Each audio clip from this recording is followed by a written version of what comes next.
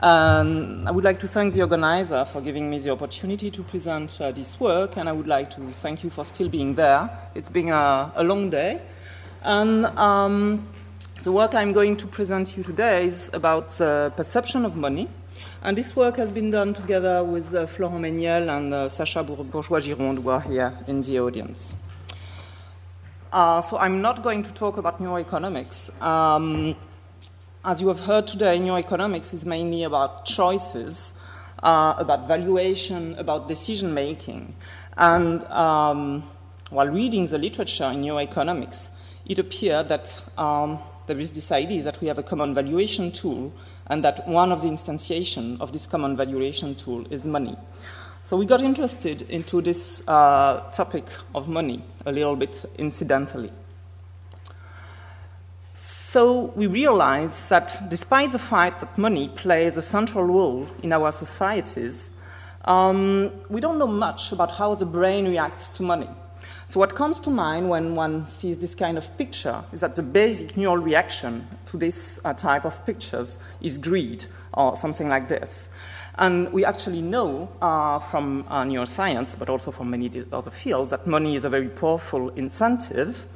But from a biological point of view, money is a little bit particular in the sense that it's a secondary reward. It does not correspond to an immediate need as food, for instance.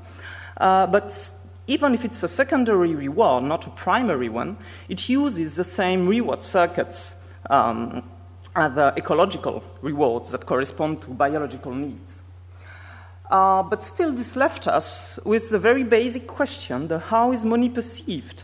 Is it only greed? Just by analogy, if you consider the domain of social interactions, when one is engaged in complex social interactions, one has to identify the person. You're talking with someone, you have to identify who you're talking to. You have to identify what kind of emotions are expressed by the person you're talking to. And to this kind of complex operations, there is a very preliminary step, which is you should look at the face of this person. So you should be able to recognize what is a face. So recognizing what is a face is a preliminary step for complex social behavior. And from our perspective, understanding how money is perceived is a kind of preliminary step to understand more complex and probably more interesting also economic behavior. So the question turned out to be how and when is money recognized as money in the brain? And this apparently simple question turned out to be a little bit more difficult than expected because we had to find a way to define what money is. So what defines money? Even if we take the most typical instantiation of money, which are coins, it's not always easy to define what a coin is. So what differentiates a coin from a disc of metal, which has a very similar visual aspect? And a disc of metal can be considered as a coin if it can be exchanged for goods and services, in the sense that it is a coin as long as everyone agrees it is a coin. So this makes money a little bit unusual object for neuroscience. Money is a category of objects that are defined by social agreements, a little bit like words, for instance. A word is a word because everyone agrees that a word is a word. This is very different from what is typically studied in the visual system, such as categories that are defined by visual similarities, such as faces, for instance. So where and when in the brain is a coin classified as money? What kind of hypothesis can we make? Just to show you that it's pretty difficult to make hypotheses, these are faces. Okay? It's extremely easy from a single glance to say these are faces. I will now show you words. Actually, half of these stimuli are not words, but it's much more difficult to recognize. Okay. So there are, this one you probably all know it. This is the same one in French and in kanji, and these are pseudo words. But I could tell you that this is a word, this is a pseudo word for all those of you that don't write Japanese. It would be very difficult to know whether I'm right or wrong. And the same holds true with coins, actually. There are some coins you're familiar with. Probably you're familiar with the euros and with British pounds. But there are other coins which are maybe a little bit more difficult to know whether they are real coins or not. For instance, this is a Deutschmark. So for those of you that have never lived in Europe, you have to remember, is it still a coin or is it no longer a coin? This is a token, a casino token, which really looks like a coin. This is a real coin from, I think, Singapore. From a state from Central Asia. I don't remember which one, actually. And this is an old coin from Singapore, which is no longer used. So it's also very difficult for coins to know what is a coin and what is just a disc of metal, but that is not endowed with any economic property. So we were basically interested in this issue. How do we classify what is a coin and what is not a coin? And with an additional question about the nature of a potential neural representation of money. When one looks in the fields of anthropology, sociology, or psychology, money is really considered as a very polymorphous concept. It's a common valuation tool, it's used as a reference scale, but still there are very different types of money. For instance, if you win money at the lottery, you probably won't do the same things that if you have a pay rise of the same amount of money. In one case, you will do something unusual with your money. In the other case, you will save it for your children, for instance. So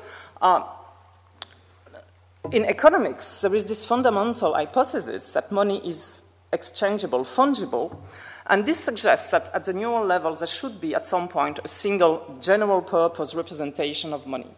So we wondered, to what extent is the neural representation of money shaped by experience in the brain?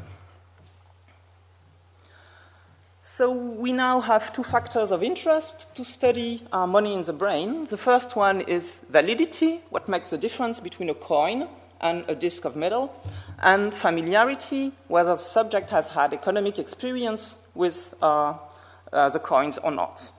So we took advantage of the changes that occurred in 2002 in the Eurozone, where local currencies were replaced by euros, which means that for all those of you that live in Europe, there are coins that have lost their money status.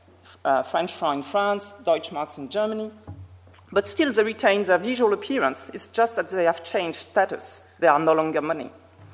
So we used French francs and Finnish marks that are both invalid coins in the sense that they can no longer be used as money. And we contrasted them with euros and Australian dollars that are both valid money currently in use. And for French subjects, French francs are familiar as well as euros, but Finnish marks and Australian dollars are unfamiliar, and we made sure that the subject we used in our study never lived in Finland nor in Australia.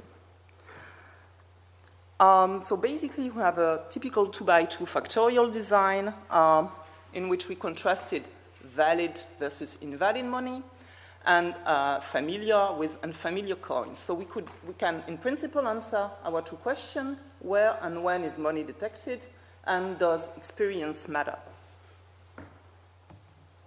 So these are the actual stimuli we used. And here are the euros, Australian dollars, French francs, and Finnish marks.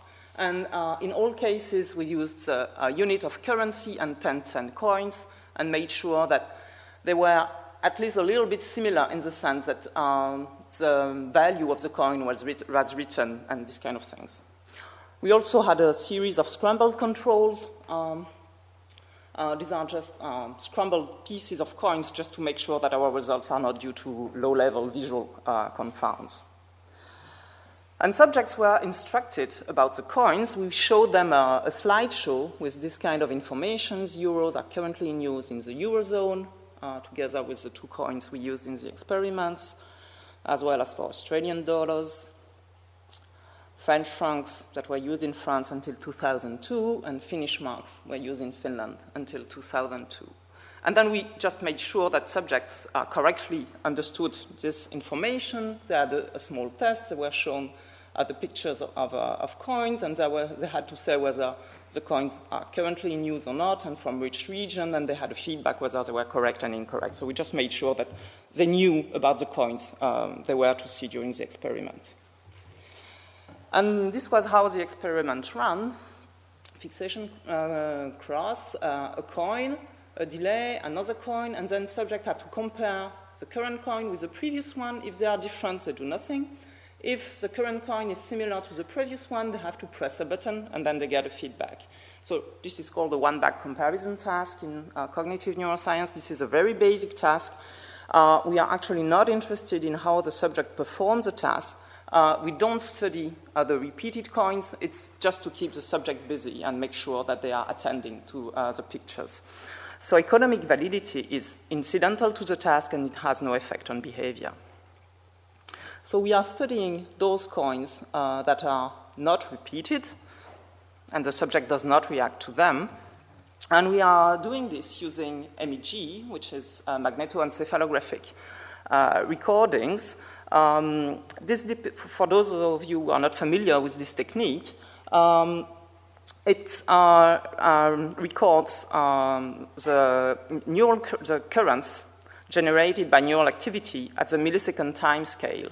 So it's a little bit different from functional MRI in the sense that it's a direct measure of neural activity, but it's the spatial resolution is very loose. We have a very good appreciation of the brain dynamics, but a very poor spatial resolution.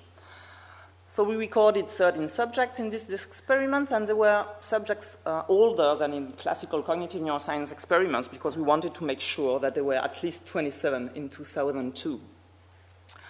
And then we get typically this type of data with what goes on before stimulus onset. The stimulus is presented at time 0, and about 100 milliseconds later, we have a first wave of activity, and we know from decades of research in human electrophysiology that this corresponds to activity in the posterior visual system, so some basic operations on visual images, and a second wave of activity around 150 milliseconds, which corresponds to a flow of information in the ventral visual pathway.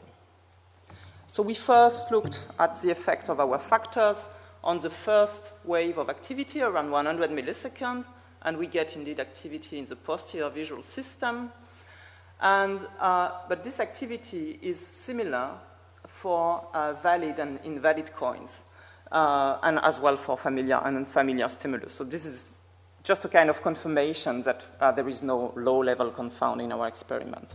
The real interesting finding is later, around 150 milliseconds. There, you see this kind of pattern of activity, which is typical for information flowing in the ventral visual pathway that analyzes the identity of visual objects.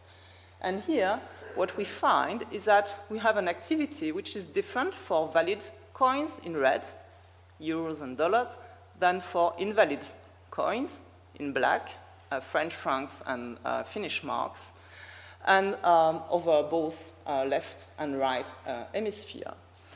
So we have this very strong effect of economic validity around 150 milliseconds,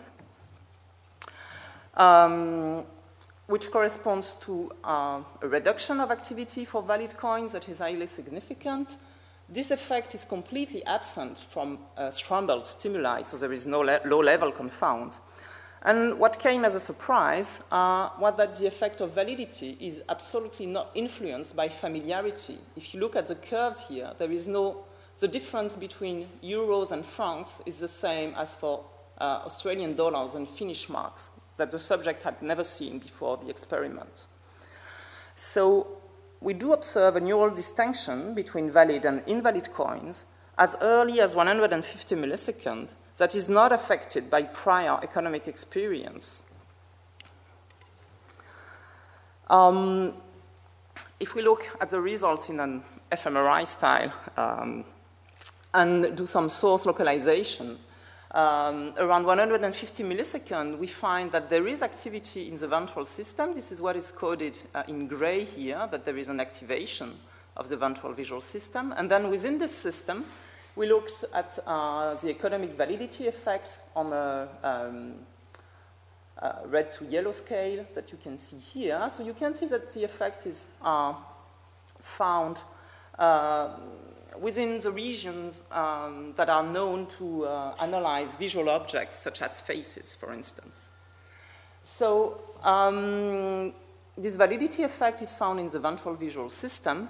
And what is a little bit surprising is that we find the categorization of something which is a cultural, symbolic artifact in regions that are known to analyze visual similarities and to use visual similarities to categorize faces, for instance. And this categorization is as fast as for natural objects such as faces, again. And this categorization is not dependent on familiarity, although it is well known that the activity in these regions is usually shaped by experience. So from a neural point of view, these results are a little bit unexpected. So we do observe a neural representation of money that seems to be generic and independent from personal experience. This lends support to the economist's assumption of a single general purpose representation of money. We also find that the categorization of a symbolic cultural artifact occurs surprisingly early in the visual system. In other words, the categorization of money is closer to the categorization of faces than to the categorization of words. And this categorization is based on knowledge rather than on direct experience. And this is also quite unexpected from a neural point of view. So if we elaborate a little bit on our results, have we found the money area, as I often asked? Certainly not. Money is a too recent invention. It was invented around 3,000 years before Christ to have influenced brain evolution. But probably money reuses the ability of the ventral visual system at dealing with symbol. And this idea of cultural recycling has been put forward by Stanislas Dehaene and Laurent Cohen for words and for numbers. And we think that it's also the case for this cultural artifact that money is. And from an evolutionary perspective, monkeys are equipped with a very similar categorization machinery, and they can be taught to use money in much the same way as humans use money. This was shown recently. Our results also suggest that cultural knowledge is very efficient. It is as efficient as direct experience. And we think that this might, our results about money might derive from visual food processing. Well, it is noted that both money and food activate the dopaminergic system. I'm more concerned here about visual categorization, visual identifications of sources of money or sources of food. It has been shown recently that food can be categorized according to its energy content within the same region and at the same speed than what we find with money. It is known that food categorization can be transmitted from one animal to the other. For instance, rats usually send an old rat to test a new type of food and see whether it's becoming ill or not. If not ill, then all the rats go and eat the new food. This is a typical type of cultural transmission that could be used in the case of a cultural artifact such as money. And it's also well known that the desire for food and money interact, and this has been shown pretty rigorously again recently.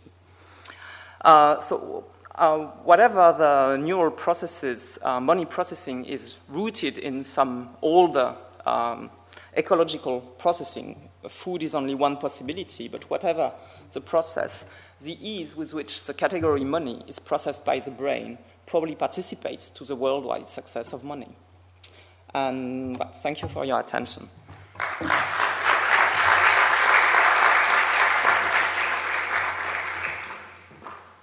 Merci de cette présentation concise et tout à fait éclairante.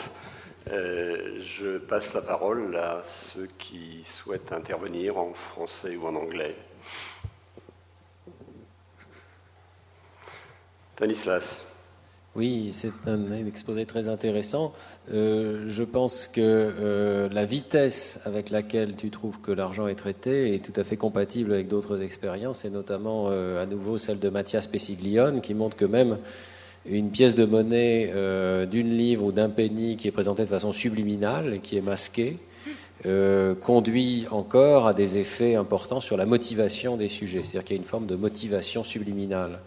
Et donc ces expériences suggèrent que non seulement tu peux avoir un traitement de l'image d'une pièce de monnaie, mais un traitement qui ne s'arrête pas à la forme visuelle, mais qui va jusqu'au sens quantitatif. Et ça m'amène à ma question, est-ce que tu as regardé s'il y avait dans tes expériences des activations cérébrales qui ne distinguaient pas simplement les différentes catégories de pièces, mais aussi qui est corrélée avec la valeur de façon monotone? Alors, on n'a pas cherché avec la valeur de façon monotone, parce qu'en fait, c'est quelque chose qu'on voulait faire initialement, mais ça ne tenait pas dans le design en termes de nombre d'essais. C'est une manip qu'on veut faire ensuite, parce que là, on a 1 et 10, donc 10 centimes et l'unité, ce qui est un peu gênant, parce que 1 est plus petit que 10, et 10 est plus petit. Il y a un conflit entre la relation d'ordre numérique entre 1 et 10 et le fait que ce soit en fait 0, 1 et 1, qu'on va comparer en termes de monnaie. Ce qu'on a regardé par contre, c'est que l'effet qu'on observe ici est le même qu'on regarde les unités monétaires ou qu'on regarde les centimes. Donc ça semble être plus être quelque chose de générique, c'est de l'argent, c'en est pas, que quelque chose lié à la grandeur monétaire elle-même. Cela dit, dans cette manip-là, étudier la grandeur monétaire elle-même, c'est difficile. Il aurait fallu qu'on ait 10 centimes 1 et 2, mais là on tombait sur des problèmes bêtes, du genre les pièces de 2 francs ne ressemblent pas du tout aux autres, enfin bref, des problèmes expérimentaux pas palpitants, mais qui ont fait qu'on n'a pas pu répondre à cette question-là. Bon, alors, je répète, la monnaie est actuellement beaucoup plus souvent représentée par du papier, par des notes, des billets ou des chèques, que par des pièces. Est-ce que vous avez fait le même type d'expérience avec du papier-monnaie ? Non, pas encore. Bien sûr, on voudrait savoir si ce qu'on observe là se généralise à d'autres types de monnaie. Donc, l'étape d'après logique, c'est les billets, et ensuite, c'est de la monnaie virtuelle. Là, on a voulu commencer par travailler sur ce que les gens citent en général comme étant la forme la plus typique de l'argent. Donc il y a un peu de variation culturelle, mais enfin la pièce de monnaie reste quand même l'emblème de l'argent, et c'est par là que les enfants en général apprennent apprennent ce que c'est que l'argent. Donc ça nous a semblé être un point de départ intéressant. C'est une expérience qu'on doit généraliser à d'autres choses, bien sûr. Et justement, est-ce que vous croyez que l'être humain est capable de faire quelque chose, d'agir avec des pièces de monnaie qui dépassent, par exemple, un euro? Moi, j'ai travaillé un peu là-dessus au niveau des réactions que provoque la monnaie. Moi, il me semble que c'est très difficile quand ça dépasse. Je pense que c'est intéressant que vous ayez travaillé sur les centimes, parce qu'il me semble que tout ce qui dépasse un euro ou un c'est très difficile pour l'être. Je ne sais pas, vous avez déjà travaillé un peu là-dessus. Et alors, j'attache tout de suite mon autre question. Les règne. Ok, est-ce que vous ne croyez pas qu'il y a aussi quelque chose au niveau du corps qui serait étudié? Parce que l'être humain, normalement, c'est quelqu'un qui réagit avec tout son être. Donc là, comme je dis, c'est une expérience, il y en aurait plein d'autres à faire. C'est quelque chose qui débute. Donc nous, on n'a pas regardé avec des grandeurs supérieures. Si on fait une étude sur les billets, ça sera évidemment quelque chose qu'il faudra prendre en compte, puisqu'il s'agit forcément de valeurs plus grandes. Ensuite, sur les réactions corporelles, oui, bien sûr, on n'a pas un cerveau qui flotte de façon isolée. C'est inscrit dans un corps qui réagit également. Donc ça, c'est des choses qui peuvent aussi s'étudier en termes de réactions électrodermales ou de choses comme ça, mais qu'on n'a pas faites pour l'instant. Merci. Je voudrais vous poser une question qui déborde un petit peu. Aujourd'hui, l'argent a une puissance de fascination exceptionnelle. On le voit parmi les joueurs qui jouent au casino. On le voit aussi dans l'économie criminelle. La question que je voudrais vous poser, c'est est-ce que vous êtes arrivé d'examiner en situation des gens qui sont aliénés ou devenus addictifs, en essayant de voir le conflit entre le système de récompense et le système d'alerte à l'intérieur du cerveau? Donc là, non, c'est pas des choses qu'on a regardées pour l'instant, mais oui, bien sûr, il y a des études qui sont faites sur les joueurs et sur l'addiction à l'argent. Mais là, je pense que nous ce que l'on regarde, c'est quelque chose qui est bien plus simple que ça, qui se présente bien plus en amont de ça, qui est vraiment la base du fait de réaliser que quelque chose qui est purement culturel constitue une catégorie d'un point de vue neuronal. Et je ne pense pas que ça puisse expliquer des réactions d'addiction à l'argent, par exemple. C'est bien plus simpliste que ça, ce qu'on montre ici. Vous dites quelque chose qui est purement clé culturelle, l'argent, typiquement. La formule de Tolstoï, c'était l'argent, la monnaie, c'est de la liberté frappée. Donc, est-ce qu'on est... Dans les représentations, on peut considérer qu'une pièce de monnaie, c'est un objet. C'est-à-dire que c'est quelque chose d'extrêmement concret. Mais est-ce que dans les représentations cérébrales, on a, je pense, une différence entre la catégorie abstraite, c'est-à-dire la représentation d'une représentation, le pouvoir de choix qui est dans la monnaie, et l'objet qui lui-même est aliénant, c'est-à-dire l'objet, c'est l'absence de pouvoir de choix puisqu'on a l'objet. C'est donc la caractéristique spécifique de la monnaie, c'est qu'elle contient en elle-même la liberté, le choix, le redevenir. Est-ce que ça, on peut, en catégorisation cérébrale, en représentation, est-ce qu'on peut arriver à le discerner? Vous voyez ce que je veux dire? Je pense que je cerne un peu l'idée, je ne suis pas sûre de saisir toutes les subtilités. On a essayé un petit peu de voir justement si on avait une représentation un peu abstraite de l'argent, au sens où quand on vous présente un objet visuel que vous n'avez jamais vu, que vous n'avez jamais eu dans votre porte-monnaie, que vous n'avez jamais utilisé pour acheter quelque chose, le seul fait qu'on vous dise que c'est l'argent de tel ou tel pays suffit à ce qu'il soit rangé dans cette boîte-là. Donc il me semble que ça va dans le sens de cette idée que c'est une représentation relativement abstraite de l'argent. Ce qui est venu comme une surprise, hein. Très honnêtement, on montait la manip en pensant trouver un effet de familiarité très fort. Et c'est venu comme une surprise que non, en fait, il suffit qu'on nous ait dit « ça c'est de l'argent », sans qu'on ait besoin d'avoir eu le contact avec l'objet, sans qu'on ait eu à le manipuler. Ça me surprend toujours qu'on trouve ce pattern de résultat. Bien, merci pour cette définition de la monnaie liberté.